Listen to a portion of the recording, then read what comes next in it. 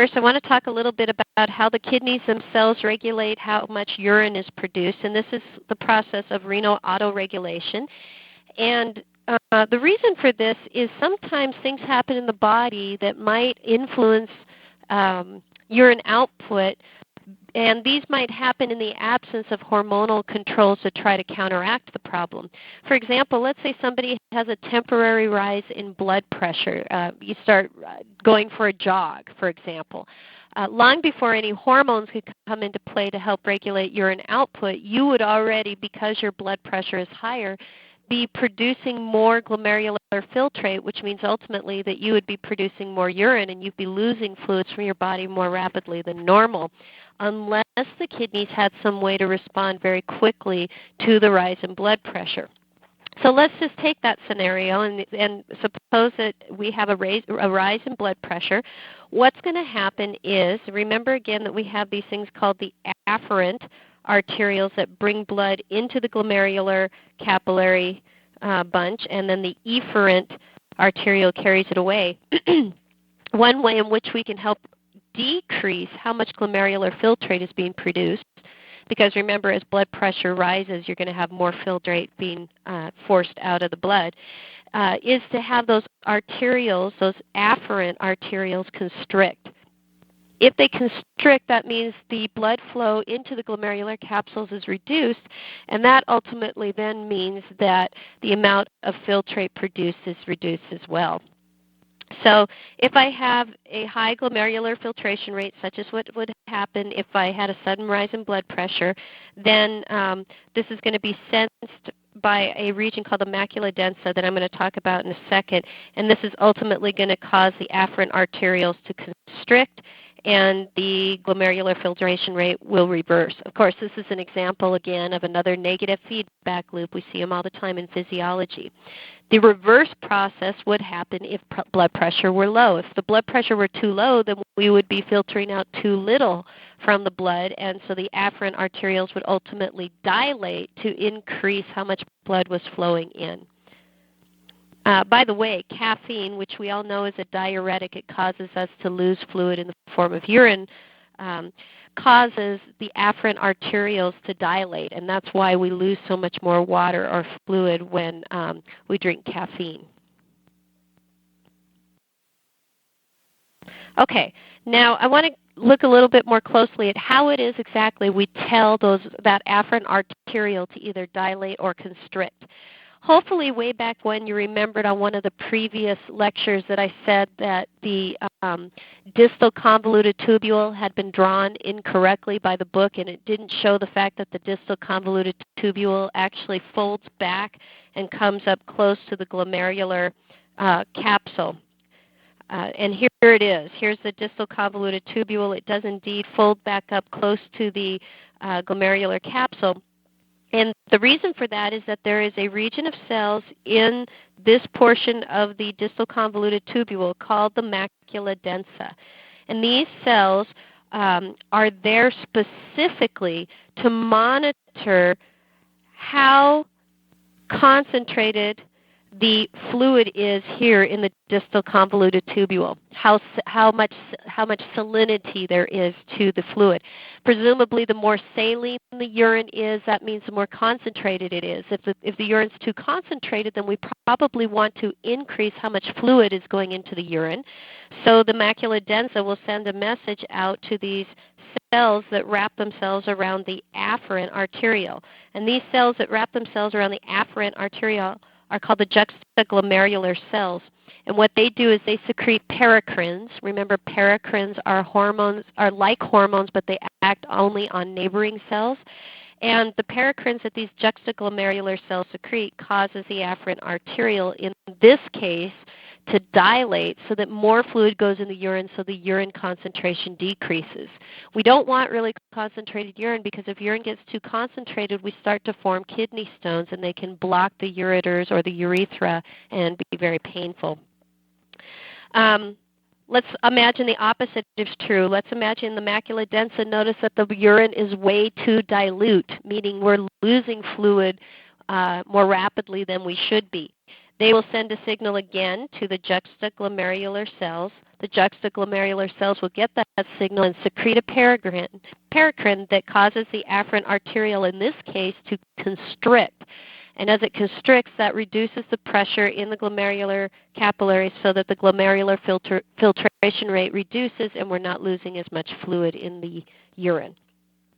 Now, in addition to these guys controlling urinary output, your sympathetic nervous system also can influence it. Typically, when you are in a fight or flight situation, urine production declines. All right. Previously, I mentioned that your kidneys produce not only a hormone called erythropoietin for the manufacture of red blood cells, but also another hormone called renin. I'm going to discuss really quick how renin works. The ultimate goal of renin is to increase blood pressure if it drops, but it does not do that directly. It goes through an indirect route wherein first, we have a drop in the blood pressure detected, and the kidneys then secrete renin. And again, renin is going to take a precursor enzyme called angiotensinogen, which was made in liver, and is going to cut that angiotensinogen into a much smaller amino acid chain called angiotensin 1. That angiotensin 1 is going to be floating around in the blood. It will eventually find its way to the lungs just through circulation. And in the lungs, there is an enzyme called angiotensin converting enzyme, or ACE for short, and that will convert angiotensin 1 into angiotensin 2, a little shorter molecule still. At this point, angiotensin 2 has then its ultimate effects, which include stimulating the thirst center in the hypothalamus to get you to drink water, so that increases your blood volume and increases your blood pressure. It causes systemic-wide vasoconstriction, which increases blood pressure rapidly.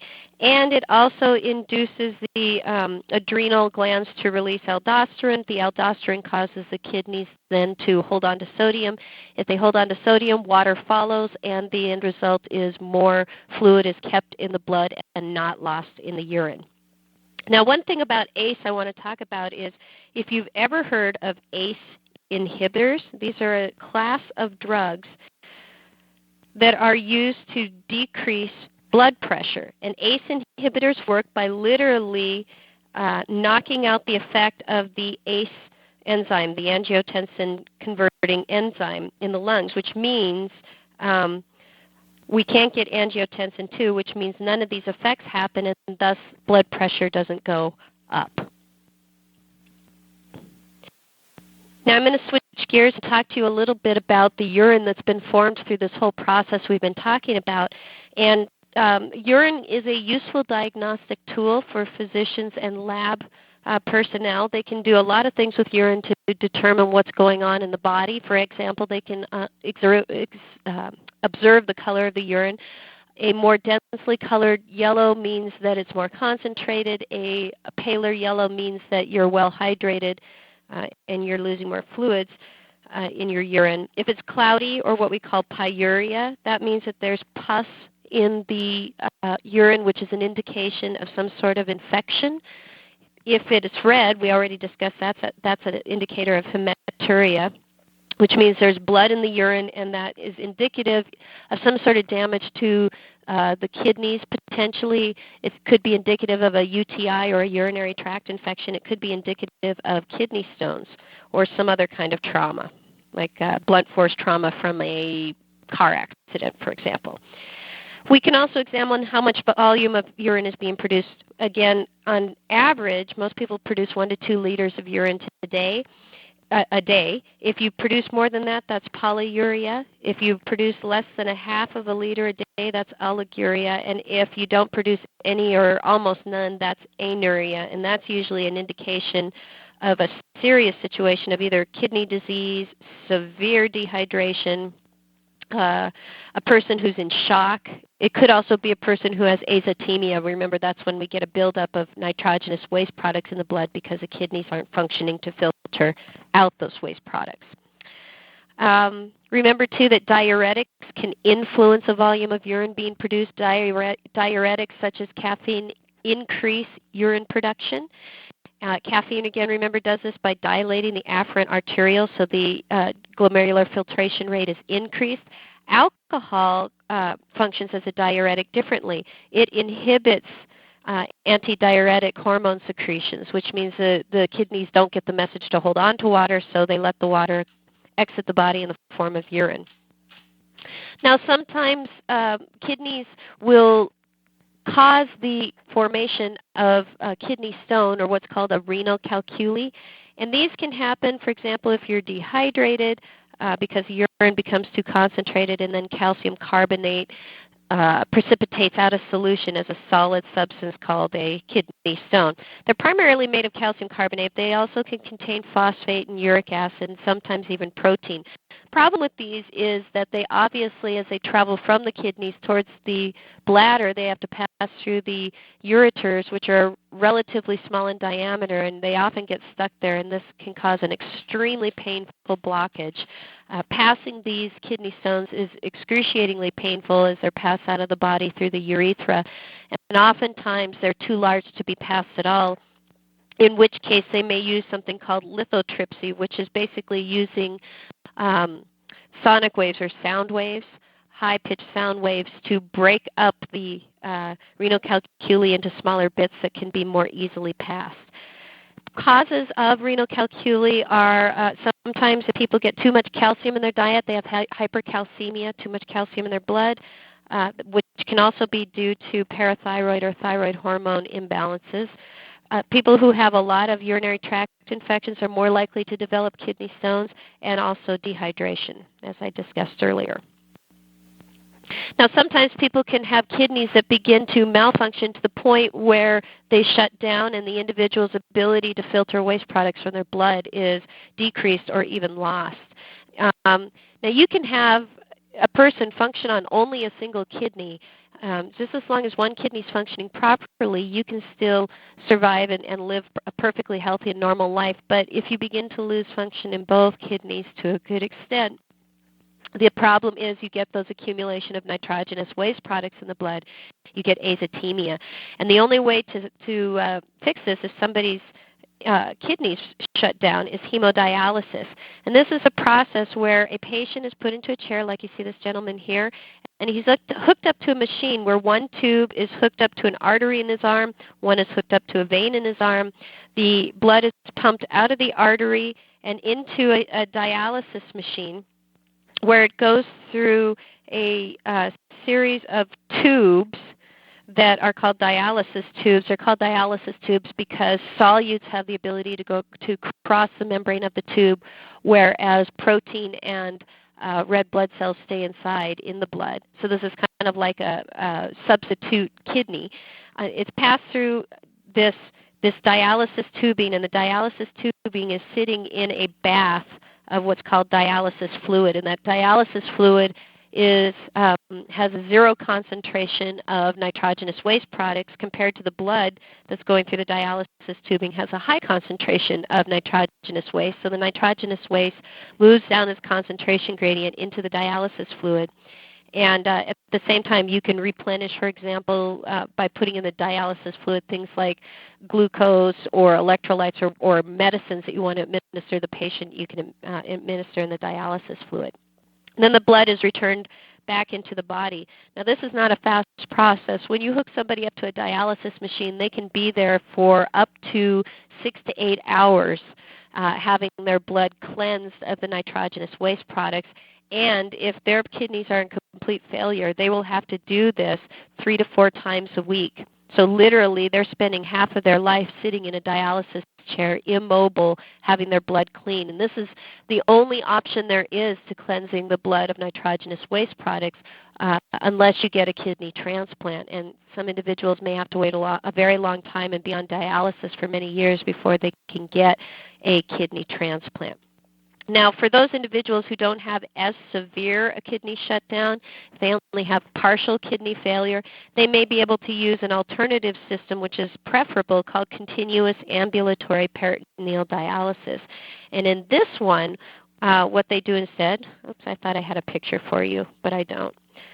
In this one, what they do instead is they insert a tube into, if this is the abdomen, of the person, they insert a tube into the abdomen that sits right on top of the peritoneum, which remember is that serous membrane layer.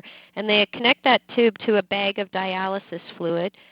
And literally the dialysis fluid filters into above the peritoneum. We insert all this fluid into sitting just above the peritoneum, and then we allow it to serve as sort of a membrane in and of itself to exchange nitrogenous waste products in the dialysis fluid.